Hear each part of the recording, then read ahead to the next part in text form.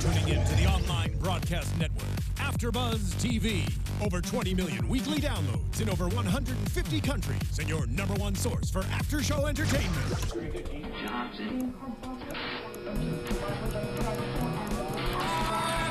AfterBuzz TV, the destination for TV superfans. Producing aftershows for over 300 of your favorite TV shows, interviewing celebrities and showrunners, and bringing you behind-the-scenes exclusives. All thanks to E! Entertainment's Maria Menounos, producer Kevin Undergaro, and internet leader Akamai. Now, let the buzz begin! This is for all you ladies out there. And Lucifer. And Lucifer. Especially you, Lucifer. Especially Lucifer. And the doctor who managed to kill us. Yeah, that was sad. Guys, thank you for tuning in. This is the Lucifer After Show here at AfterBuzz TV. If you haven't already, please go to youtube.com/AfterBuzzTV and hit that subscribe button. Follow us on Twitter at AfterBuzzTV. And tune in every week at 11 p.m. Pacific Standard Time, Monday nights, to watch us live here for the Lucifer After Show. I'm going to go to this camera now. Guys, we're opening up with, of course, Jonas's Jealous, because if you really listen to the lyrics, you can connect with Lucifer on a deeper level. Oh, definitely, on a fundamental level here, people. Fundamental level. And it's, two people who I think are from hell. Totally kidding. Guys, I'm your host for the evening, Stephen Lemieux, but joining me today, you would have never guessed it, actually, you probably would have. I have Samantha Benitz. Woohoo! You can find me on Instagram and Twitter at Samantha_Benitz. And we have Lacretia Lyon. And again, if you can spell my name right, it is Lacretialyon, and find me anywhere on the internet since there's only one. And of course, you can find me on Twitter at Stephen Lemieux, StphenLemieux, and tweet at me with #NeedsAHaircut. So we're gonna break down Et Tu Doctor, season 1, episode 7 of Lucifer. The way I kind of have it spelled out, which we'll probably go a little bit off of, but I don't know. We got Linda and Lucifer, Chloe and Dan, Malcolm, Chloe and Dan, woo, Lucifer and Mays. And Lucifer and Chloe. With the show, again, I'll tell you guys to preface this, going scene by scene is really kind of not the way to do it, because it's all about comparisons between the situation and the character's development. Right. So to break down this entire thing with the psychiatrist and the jealousy and the open psychiatric relationships and all that kind of stuff is just kind of weird. So let's just talk about how it affects our characters. I like it. All right. So Linda and Lucifer, they need to get, well, they don't really need to get a psychiatrist involved, but Lucifer was finding anyway because Linda has said that Lucifer is getting a little bit jealous of Dan's involvement with Chloe. So Lucifer, at the first moment he can, this person got killed, let's bring in a psychiatrist. Because she obviously needs one, Chloe. Obviously. Because she's really into douchebags, as he put it. He's like, she has a douche fetish, or fixation, I think is the word he used. Can I just say that this episode will severely confuse people who listen to this after show, because we've been calling Tony, who was killed this episode, Detective Douche. Yep. And now Lucifer's referencing Dan as Detective Douche. I'm thinking Joe Henderson stole your title. I'm pretty sure Joe stole the title. We're on to you, Joe. Yeah. So Linda and Lucifer, Linda is coming to the realization that she should not be sleeping with Lucifer. Now, I'm gonna go ahead and throw this question your way, guys. Okay. Do you think Chloe's powers have rubbed off on Linda and making her a little bit more immune to his charm? Or do you think Linda is just letting her free will overcome whatever her desires are? I think it's option 2. I feel like she's a wise woman and she realizes the repercussions of her actions, and she's also engaged with this lustful relationship with the devil, and she kind of knows what she's getting into. And seeing how he looks at Chloe being the side woman, I think she's like, he's not really feeling me in the way that I'm feeling him, and she probably wants to feel desired after. And here she is, pining after a man who's clearly jealous over another woman. Not good to be the side boo. She's not feeling that side card. It's never good to be the side boob. But yeah, and I totally agree. I think that Linda's, letting her free will come back into play, and she's a smart lady. I mean, you don't get to where she is, without, being an intelligent human being. And she's a psychiatrist. She knows what using in that behavior looks like. Now she's just like, oh, okay, he's clearly interested in Chloe. Let's step back. But she still would probably get a roll in the hay every now and then, right? Right. Nothing wrong with a little romp every now and then. So they need to disclose information that kind of is against client doctor privilege. So they need to get a court order. So, of course, Lucifer speeds along a court order with sexual matters into his own hands, literally. Yeah. I actually wasn't a fan of this. It just seemed a little too convenient that it's like, oh, Lucifer, we need this. Go find somebody of this profession, sleep with them, and have them sign this paper. Like, that just seemed a little bit like they Bring a gavel. I'm like, oh, right. Yeah, they just did it. They did it for the joke, which is like, it's okay, but it was kind of like unneeded. But, it was super cheesy. But, yeah. I think we're coming up on that time where Lucifer just sleeping with everyone's getting a little old. Like, I like the character, but it's like, okay, we know he can get anyone we want. We don't need to see him sleeping with everyone just to get what he wants. I'd rather him be clever and get it through means that are more fun to watch, aside from network television's version of sex. Yeah, like easy peasy, no problem. Now, if this was Showtime or if this was HBO, all for it. You know, I could watch that all day. And boobs and be like, all right. But... Yeah, and let's even show a clip from Hot Tub High School. I'm down with that, all right? All the actors in this show are ridiculously good looking. I'm totally down with that. But, you know, network television's like, all right, you can insinuate the sex. We don't need to cut away with a scene of him banging a gavel. Well, he was technically banging a judge, not a gavel. But anyway, so... Elements of both. Linda is realizing that she shouldn't work with Lucifer. Lucifer is realizing that they had a breakthrough, and he's trying to come to terms with his own jealousy. So what do you think of Lucifer's jealousy? Is he jealous of Dan, or is he just jealous of the circumstances? Like, what... They say that it's the same thing, but is it really the same thing? Can you compare Lucifer's jealousy to the doctor who went out and killed the woman that he was in love with? Yes, and that was what was so funny. Like, Lucifer is supposed to be the smartest person in the room, but it does sort of make sense. Even when you are that, you still can't look at yourself objectively. And yeah, because I think the thing is Chloe isn't interested in him. She's always been interested in Dan. There is this interest in a way where it's more like intriguing, but I don't think she has any romantic feelings for him, and that's what drives him crazy. And that's why he's exactly like this Dr. Medina. I totally agree. I think Lucifer doesn't like a challenge, and the fact that he has this challenge for the first time probably in his existence, he just gets whatever he wants whenever he wants. You know, this makes him want it that much more. And the fact that Chloe has this past relationship with Dan, he's the father of her child, and they still have this kind of love connection that's going on now. He's probably wondering, what does Dan have that I don't? I'm the devil. I can make people, you know, succumb to their innermost desires, but what does he have that I don't? And I think that's starting to get to him. And it's interesting because I feel like now that his wings are gone, he's really let that part of him go. Do you feel like he's becoming more human and thus becoming more jealous and having more human-like emotions and feelings? Well, it's interesting because he's very fickle to begin with.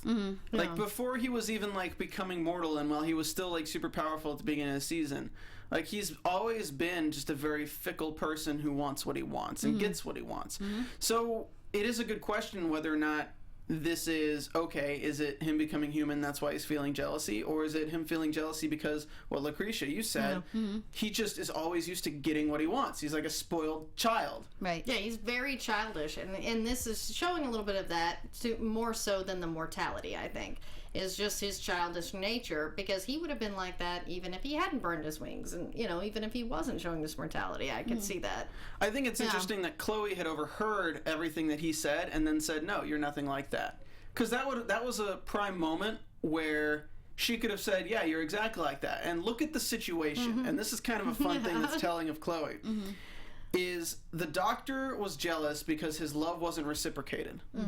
Unrequited love. Unrequited love. Lucifer's situation is exactly the same, except there's only one thing that's in question, isn't whether it's unrequited love. So the only thing that could be different was that Chloe deep down actually does reciprocate his love in some way. So if she's saying, no, it's different, is that her admitting that maybe it's not unrequited love? What do you think? I could see it, you know, be her still trying to manipulate the situation, because in a way she does need him. He's helped her on a lot of these cases, and if I were in her situation, I wouldn't say yes or no when you need somebody. I mean, she's sort of using him in a way. Because, yeah, I really don't see any of those feelings, but who knows? They may decide to change that later, because, I mean, you see her building more with Dan, and he's the father of a kid. Plus, you're a mother. Why would you be with the devil? Yeah, it's that bad boy attraction, I feel like, with Chloe. If anything, if she does feel that way, it's just kind of like the intrigue of, who is this guy? And he's very interested in me, and he's always, pursuing me and trying to spend time and get to know me.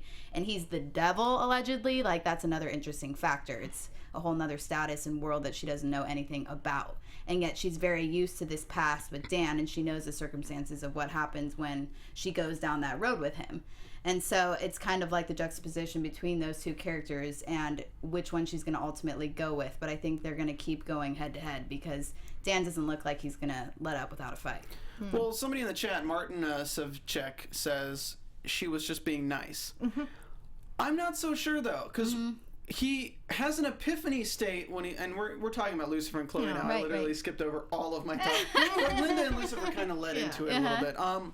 So he has an epiphany while he's talking to the murderer who has a knife to his throat, and he's just like explaining everything, and it just directly correlates to everything that he's doing. And then he says, "Oh, we're not the same at all." So obviously in his mind, he doesn't think his love is unrequited at all either. So is Chloe giving them to that? Is she just doing that to like appease him, or I'm erring on the side of she has some kind of feelings for him. Not it doesn't have to be love. Nothing starts out as love just like that. Everyone says love at first sight.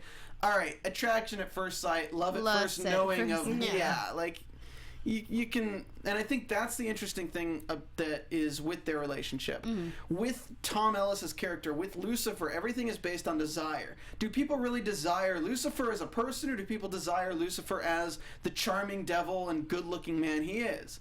That's the difference, is that nobody gets to know Lucifer before liking him. They just desire him. So now you have Chloe, who's immune to his charms, getting to know him as a person and falling for him. And I think that's much more powerful, and I think that's what's drawing him to her more. Right. He's just like an entity with a way with words with women. And that's a really good point as far as he doesn't really get to know anybody beyond that physical layer. He kind of just stops at the border of, yes, I'll get this pleasure from you, but I'm not going to get to know you or have your back in any regard, I'm not even so sure about that. I think it's the reverse. Yeah? What do you mean? I think women to Lucifer, and even men to Lucifer, are intrigued with him but don't want to get to know him more. They only want him for his looks. They only want him for the power he exudes, the devil power. They don't want him for who is Lucifer. That's a good point. And the reason being, you can look at these. You can look at this millennium of history of Lucifer's always the bad guy. Lucifer is never a good guy. He's a crafty little devil, because everyone who sleeps with him, everyone who gets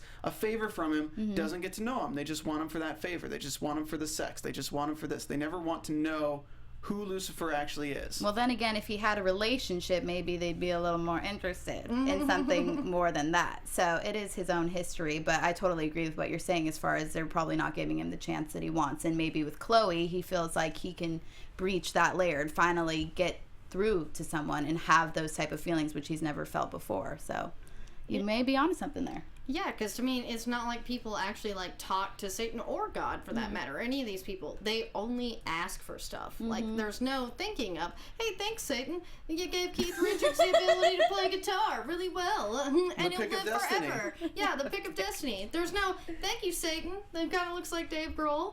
And so he feels a little used. And if you guys haven't watched the Tenacious D movie, we'll probably miss out on a lot of references me and Lacretia will make this episode. Okay, so the one thing that he has a problem with is Dan. Douchebag Dan. Which he calls Detective Douche, which is also Tony's name. So going on from Lucifer and Chloe, we go into Chloe and Dan, where Chloe is obviously kind of more into Dan. He's making an effort. He's actually trying to be there for Trixie, and the whole time I'm watching this episode, it's like, oh, Dan's becoming too much of a good guy. We're about to change that. We're about to make Samantha Benitz really happy that her prediction is fairly accurate. So yeah, we get Chloe actually kisses Dan. They are married. They're not divorced. They're separated, but they're not divorced. So there is still that glimmer of hope for Dan to still have the super, super, super hot wife. It's a fading hope, but it's hanging on right now. So hey. Well, and I do love that Mays is the one that pushed Dan to do the right thing, and that's what's funny is like I really want to see more of their scenes together, because I think he should thank her because she's who told him, hey, just be there for her. And it's interesting, I kind of thought that maybe Lucifer might bring that up when he said she betrayed him as well. So. Yeah, I think that might come out later. Yeah, that's what I'm thinking. Definitely. He doesn't know yet. I will say that with Dan and Chloe, Dan's still kind of hesitant though. As much as it looks like he's like all on board, like he's still not telling her everything, and you could see it on his face when she's like, "Thanks for always having my back." Did he always have your back? He's clearly covering his tracks, and it looks like he does feel remorse, though. I feel like he wishes he could take back his actions of the past and be this family man that he was going to be and intended to be. But at this point, it looks like he is so deep within his lies that he doesn't know when to tell her without breaking her heart or losing her entirely. Yeah, I agree. I don't see Dan really as a bad guy in this situation. I think he did something bad, but he, you saw at the end scene with Malcolm, he obviously feels remorse. He's putting Chloe and, their daughter first. So he's not really the bad guy in the situation. He's just somebody who screwed up. Yeah. And he's trying to fix that. And I think that may be part of the reason he stopped being there for her is because he was worried about, her getting involved with this more. Her safety. Yeah, you can see that Malcolm threatened his family's safety, and that is a hot button for anybody. It's like, don't come near my friend's family. Malcolm or people threatened his family's safety, but as we learn at the end of the show, he straight up shot Malcolm. So, I mean, an eye for an eye. An eye for an eye. And ironically, Kevin Rankin, who played Malcolm, also played Devil on Justified, which was a fantastic show that more people should have watched. Yeah. So, we're talking about Lucifer. Yeah. It's a show about the devil basically having a midlife crisis. And if you guys like this kind of storyline, people having midlife crisis and all the hijinks that come from it, and even like behind the scenes of Hollywood, especially with Lucifer, where he goes in, and if you love old TV and movie references, which this has a lot of, guys, you're gonna really like The Tomorrow Show. It's Kevin Undergar, our executive producer. He just started a new twice-a-week night show from 7 p.m. to 9 p.m. Pacific time on Mondays and Thursday nights. It's really funny. This is the guy who has built Maria's career, Maria Menounos, our owner's career, from the ground up. He's a Hollywood insider. He knows so much. He's my mentor. I wouldn't be where I am today without him. And he decided that him and Ashley Daniels and Roxy Stryer and a bunch of other AfterBuzz familiars are going to join in for an insanity of 2 hours Mondays and Thursdays. All you have to do is go to thetomorrowshow.com, subscribe, download for free on iTunes, or just go to thetomorrowshow.com for more information. Guys, it's hilarious. Tonight's episode was the premiere, and they had Maria Menounos on, and she was talking about their engagement. Yeah, they got engaged this past week on Howard exciting Stern. News. It was actually pretty funny because if anyone knows Kevin, he is super into like the technical stuff and lighting and all. He designed these studios. So he's on Howard and he's like, I gotta leave this headphone, and he gets on one knee and Howard's like, get this guy a mic, and Kevin's they had a hard time going back and forth. But the funniest thing is Kevin's like, no, give me mic 2. Like he's in Howard Stern's studio and he knows exactly which mic number to grab. I don't know. And that was so cute that they also talked about her, when she was younger, that they used to listen to his show together, and he said she was going to be a big star, and then it all came to truth. It's just so great. All this stuff. So if you really enjoy funny stuff, Kevin Undergar is hilarious, and it's straight up insider industry stuff. You will never get a more honest and brutally honest view of Hollywood. And if you watch Lucifer, you're probably going to want that. I do want to do iTunes and shout out some people on iTunes, but my internet is being a little bit wonky right now. So we're going to go ahead and jump fully more into Malcolm and Chloe and Dan. Okay, what do you think? Go ahead, Samantha. You had something you wanted to talk to me about this before the show. Oh, yeah. Of course, I have another thing that I want to tell you later that I think about the cases. But also, as far as Malcolm goes, it's clear that he was woken up by a Menendil. Is that what we kind of assumed last episode? And he's here to reveal the truth behind Dan. So this is going to be Dan's unfolding to me. And I really think this may be... let's see.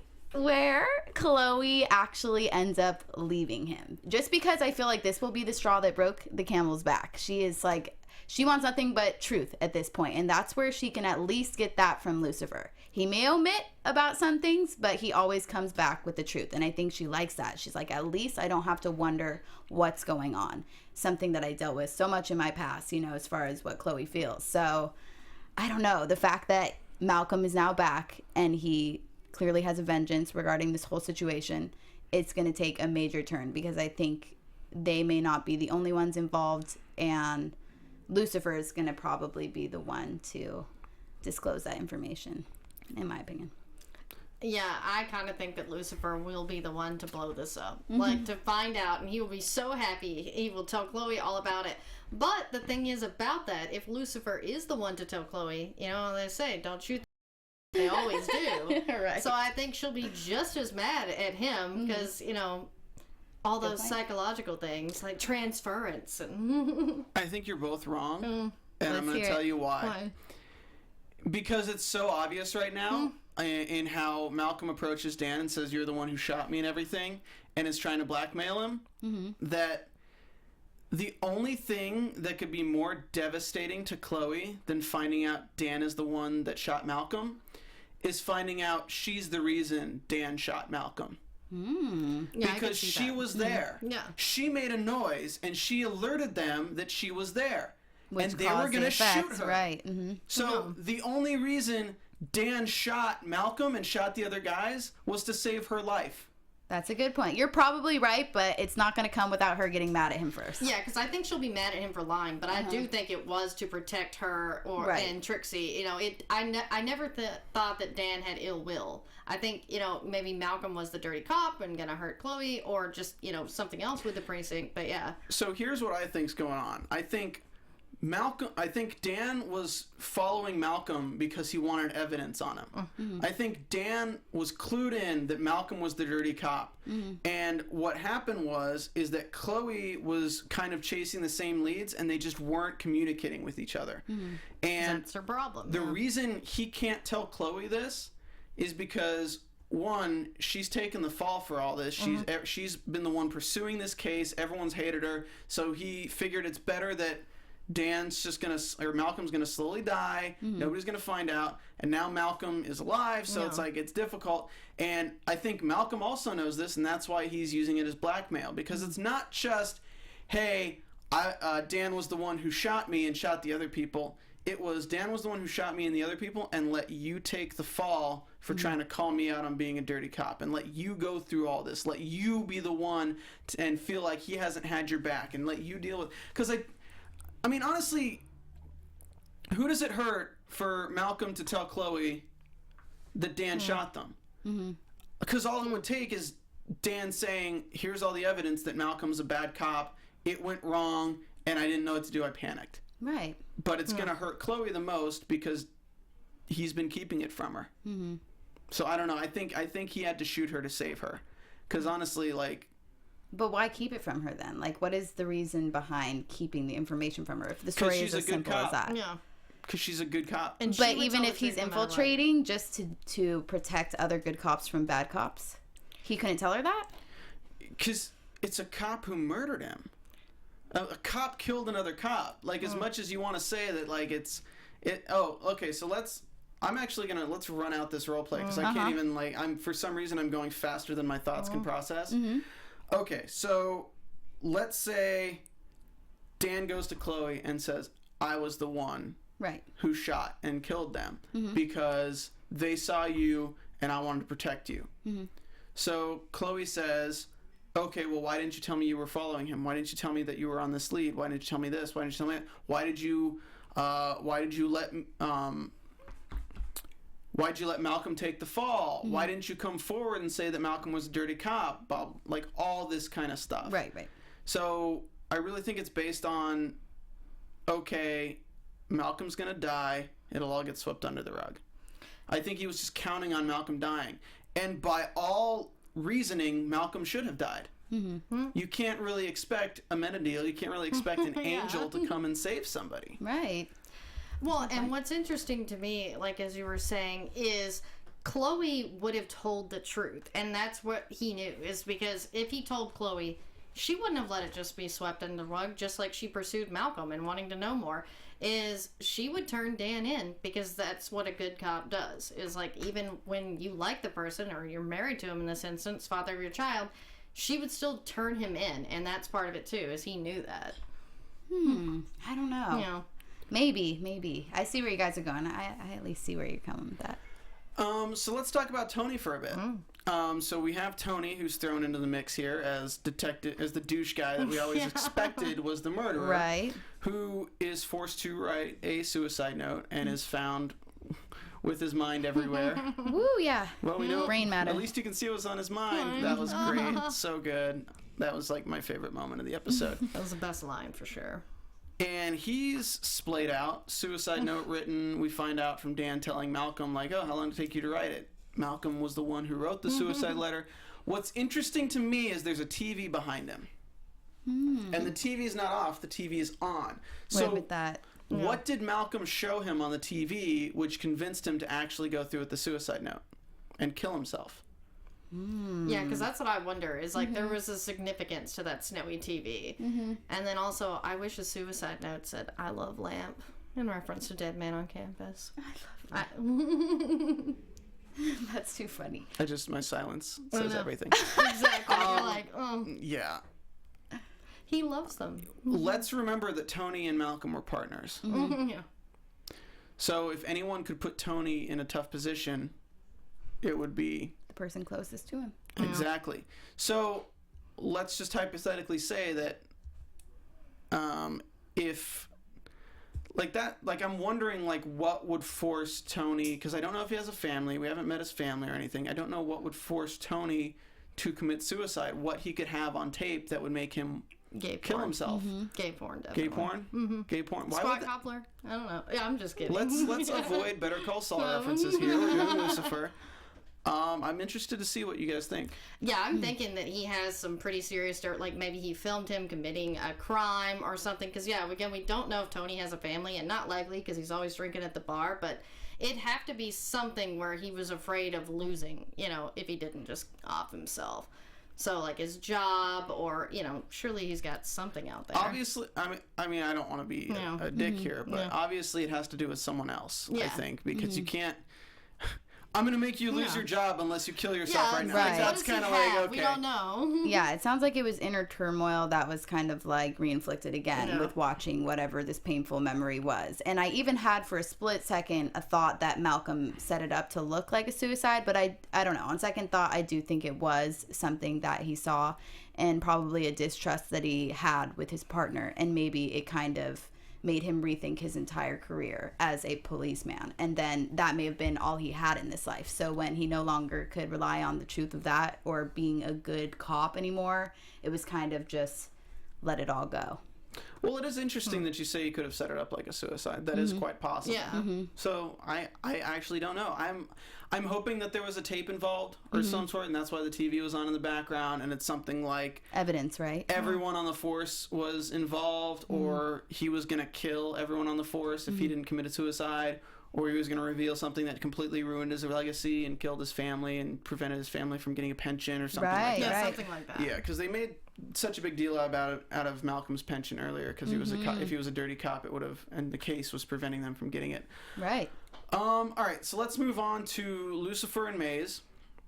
We finally get the pendulum dropping on Mays' decision to work with Amenadiel to get Amenadiel involved with Dr. Linda. This was Dr. Linda's episode, Et tu Doctor. Yes, I know, and it's funny because they also reference that at the end of the episode, where pretty much it's implied that Amenadiel is the doctor across the way from Dr. Linda. Do you guys catch that? Yeah, Yeah, Kanan. he's like cool, 6'2", black. Yeah, like clearly fits the description. Kanan was the son of Adam, correct? And he was the one who killed his brother, I think. Cain and Abel, Yeah, Cain and Abel. So it just says... No, Kanan is not Cain and Abel. Right. There is somebody named Kanan from Biblo. Right. But I haven't gone to church in 17 years, guys. I'm sorry. I'm not really sorry. But But it's interesting. Yeah, they're clearly using religious references. And to me, the fact that they're putting Dr. Linda and Amenendiel so close to each other shows that they all kind of want Lucifer to go back to hell. And by all, I mean Mays and Amenendiel. Because at this point, Mays looks totally just over how Lucifer is becoming in this world. But it was interesting to me also that he flipped the script on her and kind of said, well, look what it's doing to you as well.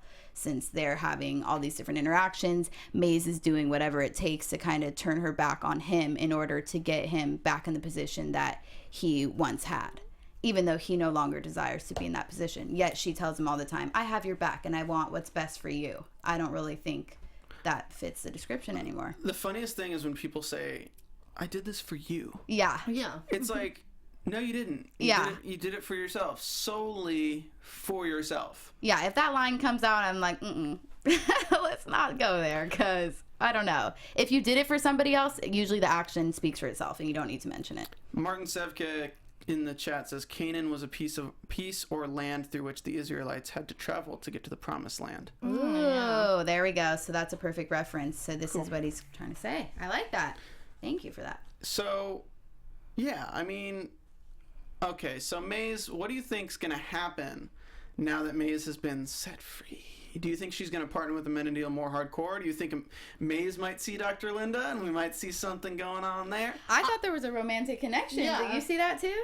Yeah, that'd be my thing. That would be really interesting because I like Mays and I want to see more. So Mays interacting with Dr. Linda, that would be fun. I'm shipping Minda. Yes. Hashtag Minda. Shippers.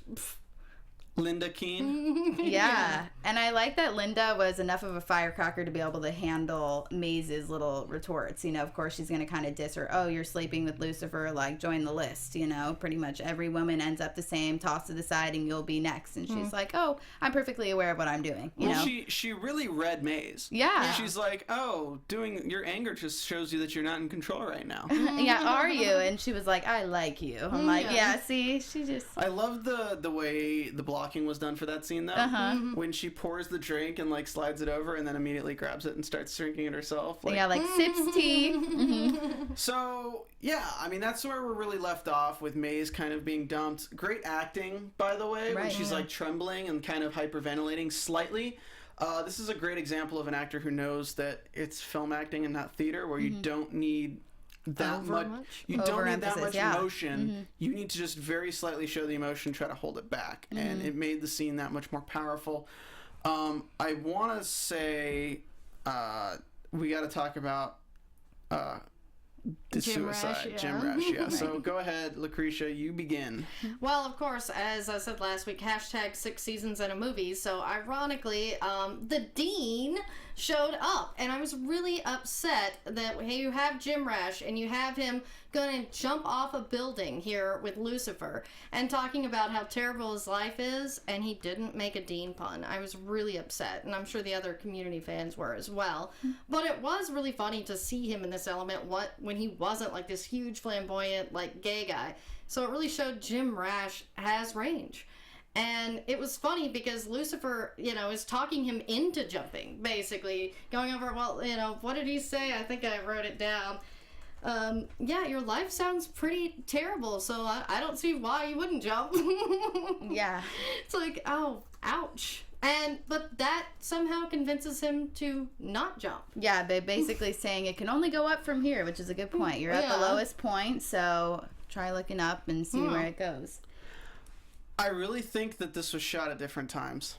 Why do you say that? Either like just from like how they cut this scene together and how looking down with the and camera then angles. I really thought that they might have had another actor and then didn't like it, so they got him to do it and then redid it. There was every single one of these scenes was green screened. Where he's on the building, all green screen. The whereas ledge, at the end, they used an upward angle, so they didn't have to have a background when they're doing him talking. And the weirdest thing, it just bothered me to no end, was when the man is in the ambulance sitting down, and Lucifer is looking off this way, and the man is over here, and it's cutting between Chloe looking this way and Lucifer looking this way, and the man's over here. And it just really threw me off. I was like, did they film this with somebody standing up? Were the actors not in the same state or something? Vicinity, it was, that was, very few things bother me, and that just really kind of bothered me a bit. I don't know, sometimes you're constrained by the time you have an actor's schedule, so I can say that it's fine. It's just, it kind of, sometimes when you see those jarring, things, it takes you out of the scenes a little bit. I want to give a shout out to EC from DC. He says this panel's on point. Oh, I already gave you a shout out last week. But you know what? I'll give everyone a shout out. Melissa Darnold, Kara 2016, Super Fantastic Girl, 73TH73. Thanks again for commenting on iTunes. If you guys want a shout out, go ahead and go to iTunes, rate us 5 stars, leave us a comment. Also, join us in the live chat. Again, 11 p.m. Mondays, Pacific Standard Time. We got... oh my God, let me see if I can actually say this correct. Saisulis Solis. We got Martin Sevchek, Joe Brody, Sylvia Love, Steffi Place, and Peter D. Supernatural Whovian, Doctor Who fan, Death Reaper 6. Tons of people in the chat are watching us right now, and if you're in the chat, you should go ahead and hit that thumbs up right now. Help us out just a little bit with that searchability. That's all I got, guys. You want to go into predictions? Well, we should. I think I talked about everything, right? Your AfterBuzz TV predictions. Ooh, who's starting? Lacretia, let's go with you. You go ahead. Well, I predict that Chloe and Dan will break up due to this secret, and I do think that Lucifer will be the one to reveal it, but I think she's going to be just as mad at him due to her transference as she is Dan, and I don't see it sticking, since it'll probably come out that he did this all for her. She did it all for him. I agree. I think that's going to happen, and I kind of had a thought that Malcolm is going to put Chloe and Trixie in some sort of like hostage situation where Lucifer would have to come over there and charm him to find out his desires and kind of why he did this, which may ultimately reveal Dan's truth. So maybe that's how he'll get out of hot water. And another thing I was noticing about the episodes that I don't even know if this is true or not, but they may be based off of the 7 deadly sins, because I've kind of noticed today was off of jealousy, pride, gluttony, greed, lust, wrath, and sloth. And I was thinking lust was kind of the episode with the football player. Oh, yeah. I don't know. So there might be a little bit of a theme there, since they do kind of want to follow devilish puns and things like that. I agree with you, but I think the 7 deadly sins are such a writer's toolbox trick that you can go to any show and be like, this episode was this episode was that. So I think just themes in there at least, they are right? Highlighting it a lot more in this. Yeah, just like Peter D. Supernatural Whovian in the chat says, what I'm thinking is that Malcolm may be alive, but he's not fully alive. Because the first thing he says to Chloe is, or something is like, yeah, devils or angels looking out for me, and winks. Yeah. And it's a little bit too on the nose to be a red herring.